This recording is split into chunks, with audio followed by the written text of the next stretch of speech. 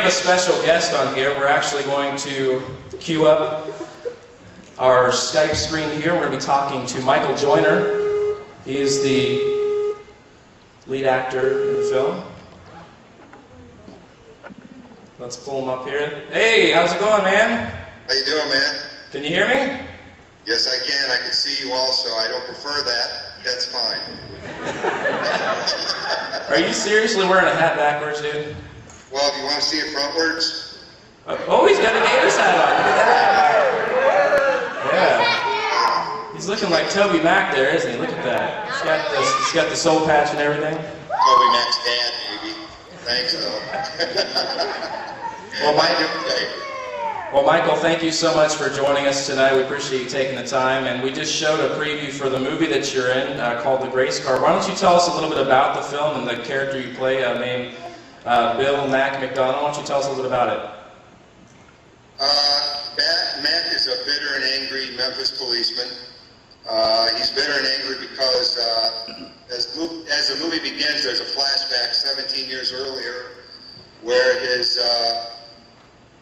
oldest boy, who's 7, he also has a little baby, his 7-year-old boy is killed by some gangbangers on police chase. That's not really a surprise, so I'm not giving anything away.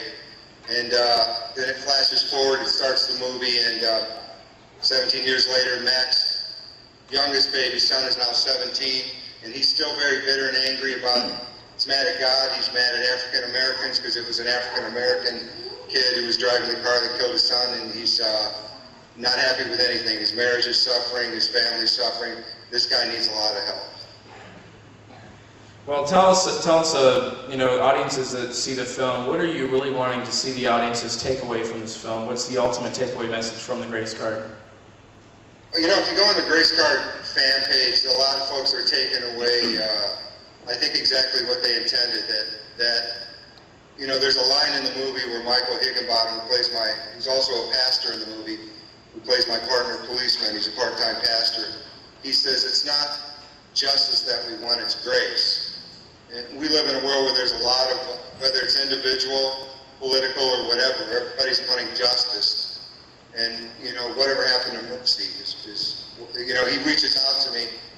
I'm a racist guy, I'm nice to him, But Lou Gossett Jr., who plays his grandpa, tells him a story that encourages him to still reach out to me with forgiveness. He does, and let me tell you, some good things happen because of it. That's great. Well, speaking of the movie, we're going to take a couple questions from the audience, so I'm going to try my best to see you. Is there anybody out there that has a question that you'd like to ask Michael? What's that? Somebody ask a question over there? Oh, come on, nobody's got any questions?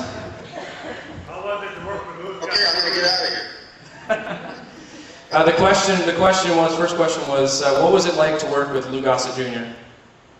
Well, I always tease my partner, Mike Higginbottom, who actually was in the scene. I always say he thinks he's a tough guy. He thinks he's cool because he was actually in the scene with Louis Gossett. I never did a one-on-one dialogue with him. However, I met him because we were in we worked several days the same day. And he really is a gentleman. He's a great guy, a Christian man, and just an incredible actor. So I was on cloud 9 working with him. Well, that's cool. Let me ask you a question. You've attended a lot of the screenings around the U.S. for this movie so far. Have you seen a lot of people crying in the audience? Yeah, I cry as soon as I get there because of the price of popcorn. Soda on layaway, honestly. No, you know what? I took my niece, she's 12 years old, almost 13. I took my sons again last night to a screening in Olathe, Kansas. It was jam-packed, and my little niece, everybody, but my little niece surprised me. She was so much in tears. She was crying after the movie, on the way home from the movie.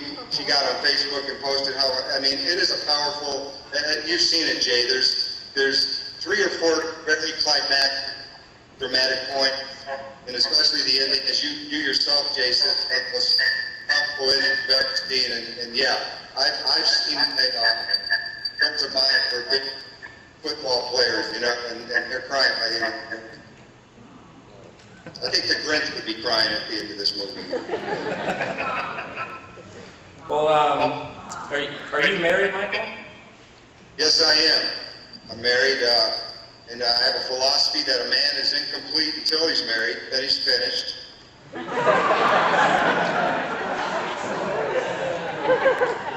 Hey Jay, I've learned you have to have a good sense of humor in marriage. Seriously, I was telling my wife Michelle the other day, I said, honey, you know guys like Tom Cruise are a dime a dozen. She goes, here's a nickel, give me 6.